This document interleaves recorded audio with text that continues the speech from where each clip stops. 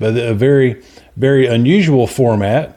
I usually do stories about Bible study, and then some. I'll show some videos about some things from high school, which is the separate channel, which is this channel here. It's just a mixed bag of just nonsense. The other channel is a super serious channel that I love called Break Every Chain Ministry YouTube Bible Study channel.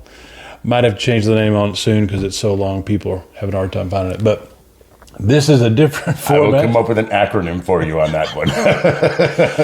This is a very cool show because you're a hard dude to find sometimes. Sometimes you go off the grid there for a couple of years. I know you're doing deep work for the government and the special forces and all that good stuff for us. There's a good chance with that nice video of me urinating like a dog on a fire hydrant. They're still looking for me out here. Guess we'll find out soon enough when I go to change my ID over. You're that guy. Let me know how that goes.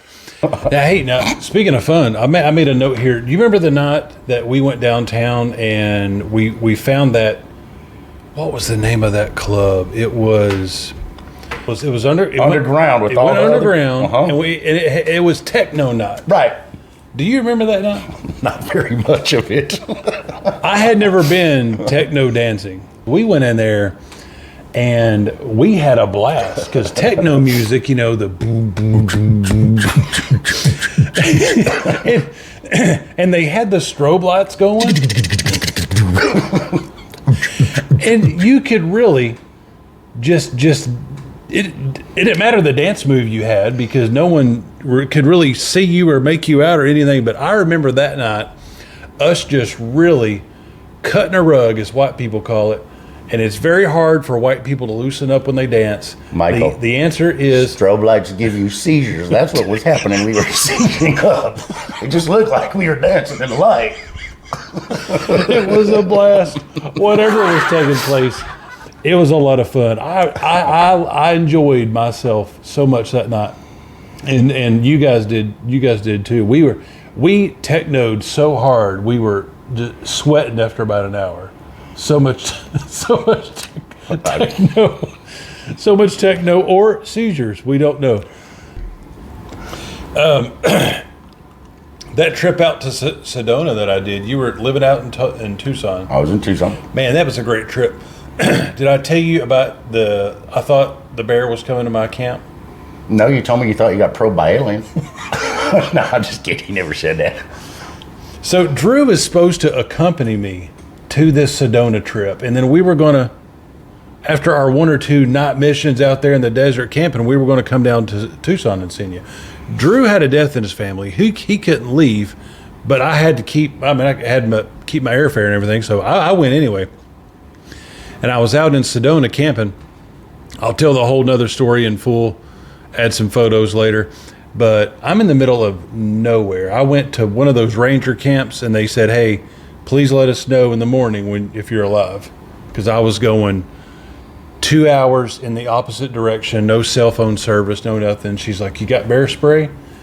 And I was like, yeah, actually I do. Actually, I brought it. Believe it or not, bears are out in the desert. I mean, 4 days prior to that, I had no idea. I was just worried about snakes. So are lions, mountain lions, and they're big. Yeah.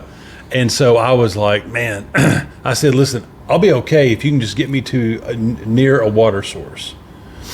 And she says, well, we've been told that if you walk an hour and a half this way, it's going to be a fresh, deep stream. And she was right. I didn't think I was going to make it. And the people walking back were like, where are you going? And I'm like, I'm going out here to camp. They're like, okay, nice knowing you.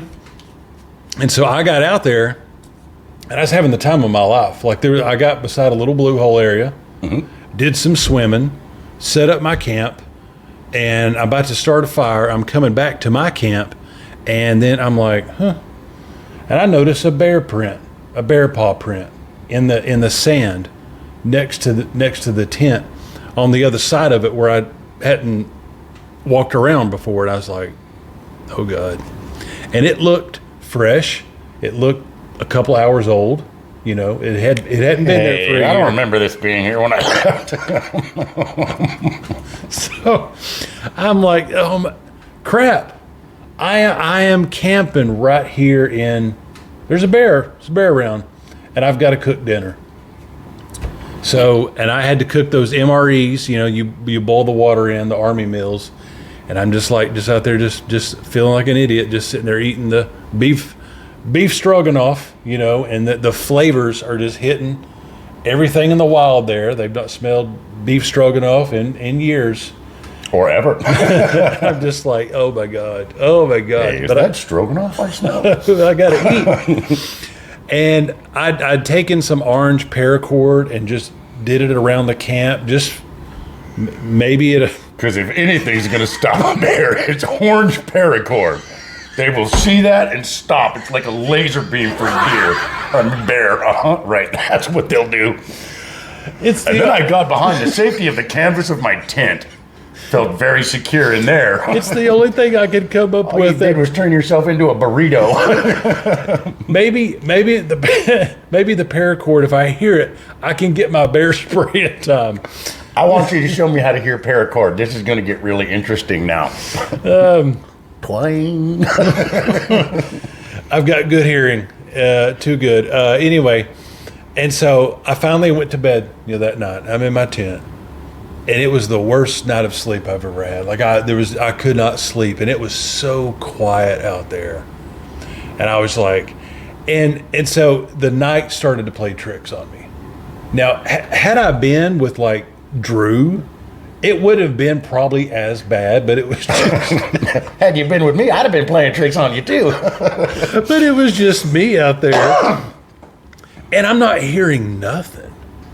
And that's what made it so crazy, is like I cannot hear anything. And that's because there was a bear in the area and everything was being quiet. Shh, there's a bear. That poor bear probably went out that morning and his mom said, hey, you got people spray? You might run into a human, man. You be careful out there. I smell lasagna. I got a feeling you're gonna... Poor bear's walking around. This is a tent, man. There's a human. I got to get out of here. I'm going to go put some orange paracord around in case that human walks through here. I finally, somehow, hours later after just laying there, I finally fell asleep. And then, at some point during my sleep, I hear something growling. And I hear, like it's close, like it's on top of my head, like it's on my face. It's this close. And I start fighting it, and I wake up, and I've waken myself up to the sound of me snoring, dreaming that was a bear, and the bear was killing me. And so I think I only slept maybe an hour that night, and then I woke up, and I'm like, I cannot wait for the sun to come up. Oh my God.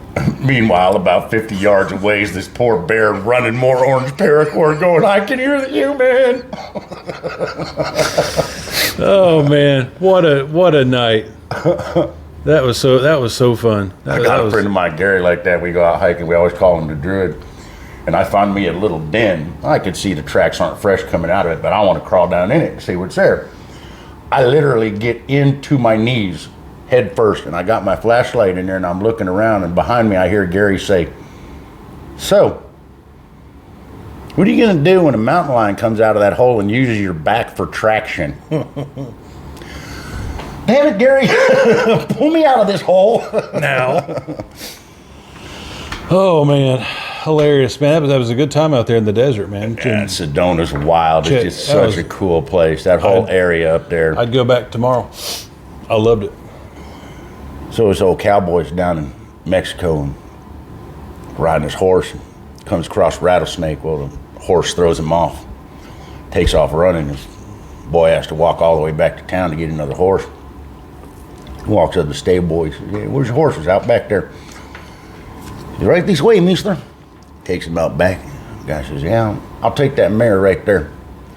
Little Mexican boy says, "Well, mister, no, that horse, she don't look so good." He says, "Son, I've been around these animals since you was probably in diapers, and I know a good-looking horse when I see one, and I'll take that horse right there." "Okay, mister, I sell her to you, what I tell you, man. She don't look so good." This old cowboy gets on his horse, takes off riding. About an hour later, he comes back all riddled and scrubbed and cactus. Gets all mad at the little Mexican stable boys. I mean, what are you doing, mister, selling me a blind horse like that? He goes, mister, I tell you 2 times, the horse, she don't look so good. One of the few clean ones I have. How about this one? I don't remember hearing about this. I never did tell Michael this story. I was working at downtown Home Depot, okay, so I'd get off the interstate and I have to cut through this little tiny section of downtown. I just come off the interstate and I'm right there at the traffic light. It's like 5 in the morning, dark outside. My truck door opens up and this hooker jumps in. Hey, where you going? To work.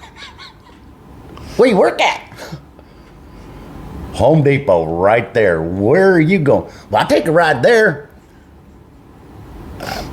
I was too tired to argue. I thought, if I just get her to the parking lot, I'll get her out of my truck there, and I'll go about my day. I can't wait to tell this story when I go into work. So I go in, and I'm telling this story in our morning meeting, and the store manager goes, are you kidding? She did that to me the other day. I'm thinking, wow, that's really trying hard to drum up business. She's really out there working it. Yeah, that thing.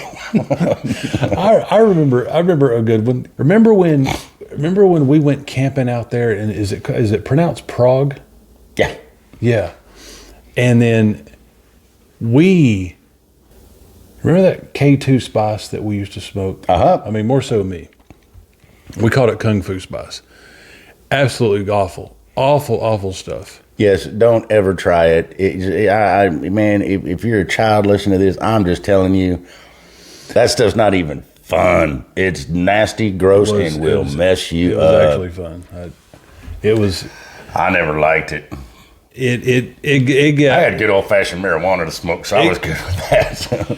I don't know what they sprayed it with. The government still doesn't know, but they took it off the shelves, and then the next Roundup, bear spray.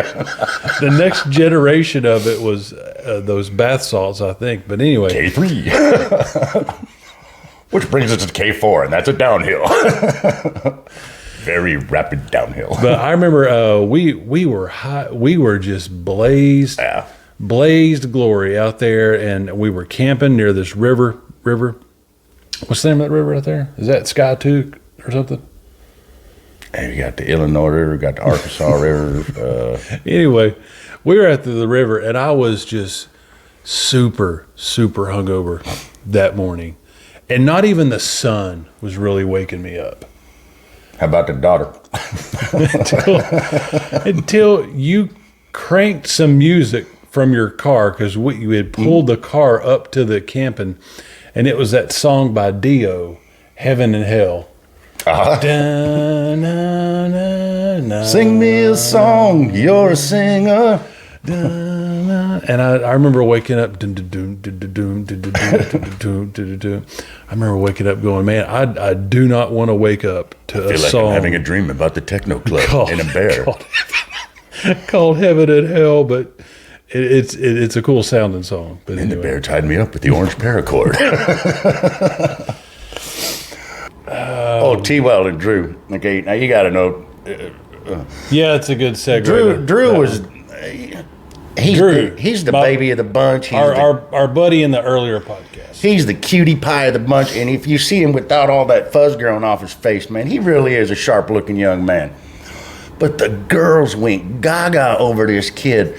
There was girls at work that a lot older than him that were just gorgeous. They felt like they needed to powder his butt or something, and he ate it up. It was great. So there was this one gal at work that kind of made her way around to a few different fellas, and well, I guess Drew found something entertaining in that, and he wanted to go out with this young lady. So after about, 3 weeks or something, Drew comes to me, and he's just angry. I know Treadwell's messing around with her T-Well. What made you say? I saw him in her car, and they were making out. And you're sure it was Brian? I am positive it was Brian. Why didn't you say something? I'm going to say something. I'm going to beat his butt. No, dude, don't go there. Yeah, I don't think it was Treadwell, man. I've talked to him, and he hasn't said anything about it. Trust me, man. I don't think it was him. I'm going to kill him. Drew, you need to calm. I'm not going to calm down. So Drew gets just lit up. I finally had enough. I said, you know what, dude? Hit me. Huh? Hit me? Huh? Well, shut up and hit me. Oh, he hit me. He hit me square in this jaw. Sent my head flying. Wow. I look back, I wipe my jaw, and I look over at Drew, and I proceed to ask him if he feels better, and he's going, what's the matter, Drew? You just let me hit you. Okay.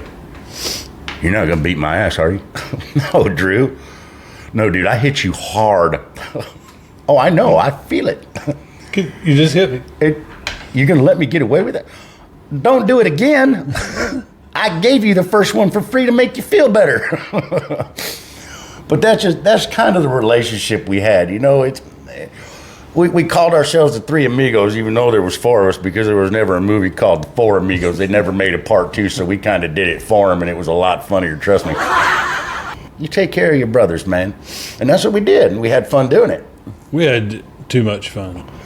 Too much. That much fun should be illegal. No, wait. That much fun was illegal. We just didn't get caught. How about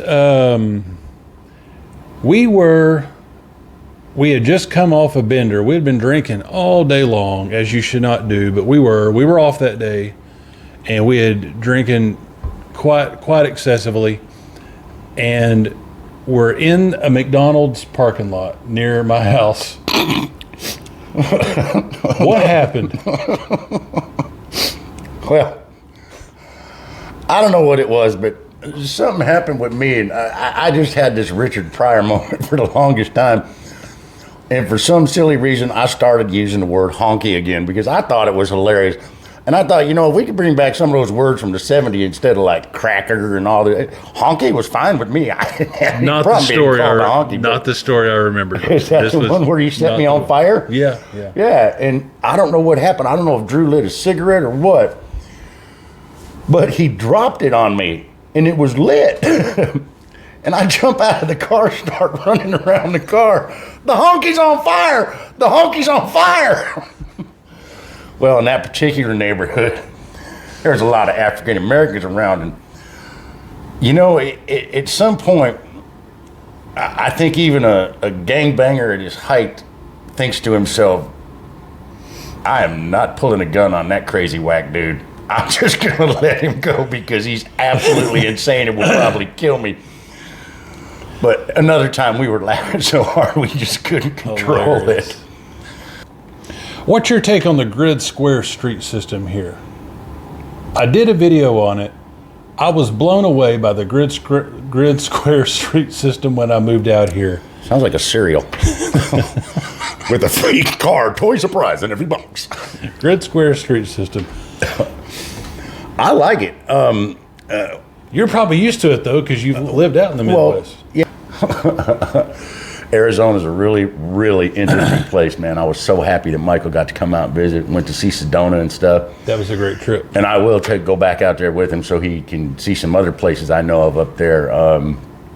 If anybody ever gets out that way and they're around Sedona, go check out Jerome, Arizona. That's a really neat little mining town on the side of a mountain. A lot of history there, and it's just an incredible town. It's very, very unique, is all I can say. Tombstone's out that way, another fun town to go visit. But it gets hot out there, and I think when it gets hot and people don't have their ACs in their cars and stuff, that their brain melts, and then it starts coming out their ears, and then they get all frustrated at traffic and everything. That's probably one of the things I can do without. At least out here, I know they drive crazy because they're on little itty-bitty baby roads that you can't fit really a motorcycle down in 2 lanes without getting in a wreck. But Tulsa got some tiny roads, but it is on the square street grid system. I hope I said that. I'm sure I messed that one all up. We are super proud of that grid square street system. Grid square street system. Have you ever been to the underground tunnels in downtown Tulsa? right there. I've seen a couple right there under one of the banks and one of the hotels. Were you? I have not. Did you know? But I'd be willing to take this phone right now. We go down there and find one and go finish the podcast down there. If I can find an interest, we'll get in. That would be fun. However, it's midnight. I'll have to change my clothes so they believe I'm security. Keep that straight face. I got a man down in this tunnel, and I need to go rescue. His name is Drew Day, and he drives a black Cutlass Supreme. That's a made-up name. Okay, Andrew Day. No, you put an "and" in front of it. You're going to say your other friend's "and Michael"? Well, I do have a friend, and Michael is him. It's not about getting plowed all the time, just being stupid. The fact of the matter is we're friends, and we're friends not for the wrong reasons. Yes, a lot of the things we did were stupid. A lot of things I did were just uncalled for, but they were funny. I'm telling you. I got stories I can't tell you. He cannot. He cannot. But they're out there. It's just me being me. And I think that was the best part because we were always ourselves. I know you, especially, you ain't pulling no punches. You are who you are, man. And you've never, ever tried to be something you're not. I was just the whack job of the group. That's it. I was like Murdoch on the A-Team, but nobody else wanted to be Murdoch, so that was cool. I got to be Murdoch. I wish y'all knew what the A-Team was. But Big Jim, Wild Jim, thanks for coming on the podcast, man. Thanks for hanging out with me here the past couple of days. It's been a blast. Thanks for having me, man. And so I hope you guys, some of y'all have asked for this. Some people will watch it and go, huh, who, no, what? Doesn't matter. That's okay. We finally have what we've wanted for years is a video cast of me and Jim doing his thing and telling the stories. And I can do it in my underwear too, which is nice. I feel more relaxed and comfortable. It's like that car shopping thing. You can do it in your underwear. Well, that's cool. you're very good at telling the stories, but to be there is a whole nother level. And I just appreciate all the fun, good times. So glad and blessed that we were never arrested and we never did any time. Maybe we should have done a little, but I thank God that we're forgiven. Never even really had to run. And we're moving forward. And that was a long time ago, but we had a blast, and I'm glad we're still good friends. Anything I need, I know I can call Big Jim with. Well, if we remember anything tomorrow, I'll leave the gear up. Oh, well, we're not drinking, so yeah, we'll remember tomorrow. And if we have any stories that surface that are good and shareable, we'll bring it to you guys. Shareable. I like that word, shareable. Yeah.